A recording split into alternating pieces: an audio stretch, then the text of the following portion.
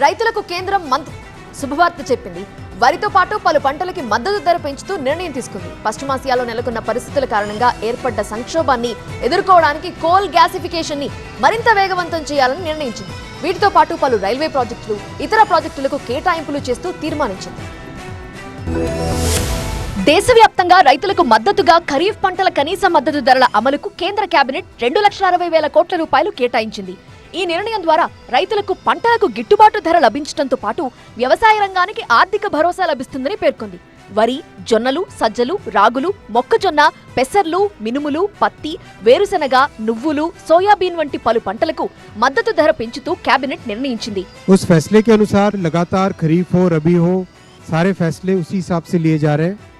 Cost plus 50% profit equals MSP और इस साल का एनुअल खरीफ प्रोक्योरमेंट होगा 824 लाख मिलियन మెట్రిక్ టన్. దేశంలో బొగ్గు వినియోగాన్ని ఆధునికీకరించేందుకు కోల్ గ్యాసిఫికేషన్ ప్రాజెక్టులకు 37,500 కోట్ల రూపాయలు కేటాయిస్తూ కేబినెట్ నిర్ణయం తీసుకుంది.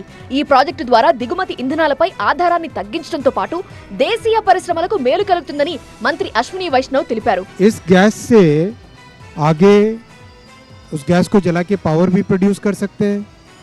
उस गैस से एलपीजी का इक्विवेलेंट फॉर्म भी बना सकते हैं और उस गैस से हम फर्टिलाइज़र का मैन्युफैक्चरिंग हो, कई सारे जो पेट्रोकेमिकल्स के माने जो एक रिफाइनरी में बाय प्रोडक्ट्स होते हैं उसी तरह के बाय प्रोडक्ट्स यहाँ पर भी निकाले जा सकते हैं. వీటితో పాటు గుజరాత్ లో సర్కేజీ ధోలేరా మధ్య semi high speed double railway line నిర్మాణానికి కేంద్ర కేబినెట్ ఆమోదం తెలిపింది.